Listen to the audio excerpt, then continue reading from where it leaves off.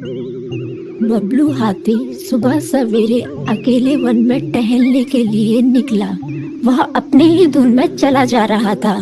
लगता था उसके दिमाग में कोई उलझन है जिसे वह सुलझाने की कोशिश कर रहा था।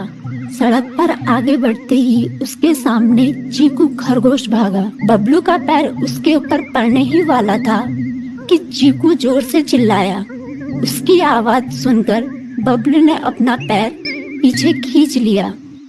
कहाँ खोए हो बबलू भाई? कहीं नहीं, बस कुछ ऐसे ही सोच रहा था। किस बारे में? तुम जानकर क्या करोगे? शायद मैं तुम्हारी कुछ मदद कर सकूं। तुम तो जानते हो आजकल वन में कितनी चोरियां हो रही हैं, पर चोर का कोई अता पता ही नहीं है। इस बात को लेकर वन के सारे प्राणी चिंतित थे। वे वहाँ खुद को सुरक्षित महसूस नहीं कर रहे थे। अरे चीकू भाई, हम मजबूर हैं। हम चोर को पकड़ ही नहीं पा रहे हैं। वह बहुत चालाक है और अपने काम को बड़ी कुशलता से अंजाम दे रहा है। कहीं कोई सबूत ही नहीं छोड़ रहा। हमारे राजा इस बात को लेकर बहुत चिंतित हैं। यही कारण है कि हम सब इस बारे में सोच रहे हैं। अब तुम मेरी इसमें क्या मदद कर सकते हो? मैं कुछ सोचता हूँ, हो सकता है मुझे कोई उपाय सूझ जाए। प्रयास करने में कोई हर्ज तो नहीं है। तुम ठीक कहते हो चीकू, लेकिन वन के गुप्तचर भी अभी तक इसका कोई हल नहीं निकाल सके। इतना कहकर वे चुप हो गए। बबलू की बातों ने चीकू को सोचने के लिए मजबूर कर दिया। चीकू को उदास देखकर बबलू बोला, तुम अपना मन छोटा मत करो। मुझे अच्छा लगा कि तुमने मेरी परेशानी को समझा। कभी मैं भी इस वन के लिए गुप्तचर का काम करता था। एक बार मेरी टांग टूट जाने से मेरे अंदर फुर्ती नहीं रही। तब से मैंने यह काम छोड़ दिया।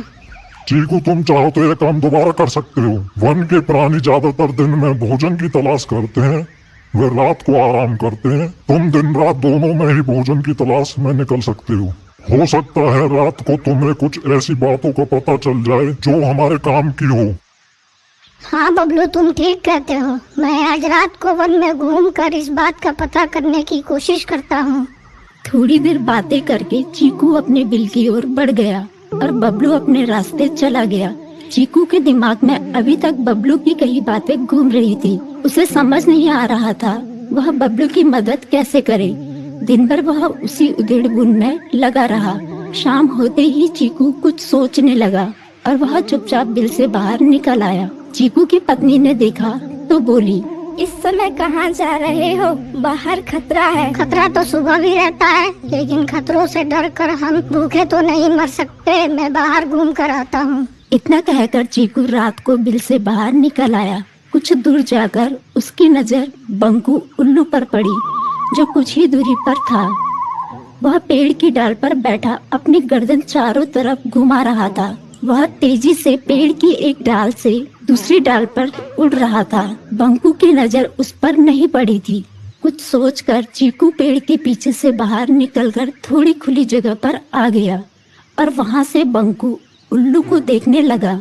बंकू ने चीकू को अंधेरे में भी देख लिया, पर उसने उसमें कोई उत्सुकता नहीं दिखाई और अपनी गर्दन चारों ओर घुमाता रहा। चीकू बड़ी देर तक बंकू की हरकतों पर नजर रखे रहा। वह थोड़ी देर तक खुले मैदान में खड़ा रहा, पर बंकू ने उसे देखकर भी अनदेखा कर दिया। उसने महसूस किया कि बंकू के आसपास चमकू चमगादड़ भी मंडरा रहा था। कुछ देर वन में घूमने के बाद चीकू अपने बिल में लौट आया और सुबह होने का इंतजार करने लगा। अगली सुबह बबलू उसी रास्ते में जा रहा था। रास्ते में चीकू उसका इंतजार कर रहा था। आज बड़ी जल्दी आ गए बबलू। हाँ, आजकल मुझे चिंता की वजह से नींद नहीं आती। कोई नई खबर है क्या? यकीन से तो मैं नहीं कह सकता, पर मैं तुम्हें ऐसे प्राणी का नाम बता सकता हूँ जो शायद चोरों की मदद कर रहा है। कौन है वो? बंकू उल्लू। इतना कहकर चीकू ने रात की घटना उसे ज्यों की त्यों सुना दी। इसे सुनकर बबलू का माथा ठनका। बबलू की आंखें चौंधिया गई। तुम ठीक कह रहे हो। मुझे आज रात बंकू और चमकू पर नजर रखनी होगी।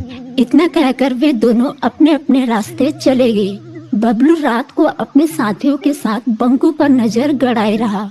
उसकी संदिग्ध गतिविधियों को देखकर बबलू ने उसे उसके साथियों चंकी और संकी लोमड़ के साथ पकड़ लिया। बबलू ने सख्ती से पूछताछ करनी शुरू कर दी।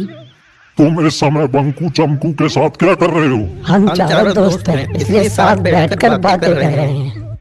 चमगादड़ और उल्लू की दोस्ती तो समझ में आती है, पर लोमड़ के साथ दोस्ती कैसे हो सकती है? शक्ति से पूछने पर दोनों ने अपना जुर्म कबूल कर लिया और सभी चोरियों के बारे में बताया जो उन्होंने कुछ दिन पहले वन में की थी। बबलू ने उनके चोरी का सारा सामान भी बरामद कर लिया। बंकू और चमकू को अभी तक समझ में नहीं आ रहा था कि वो इतनी आसानी से कैसे पकड़ में आ गई।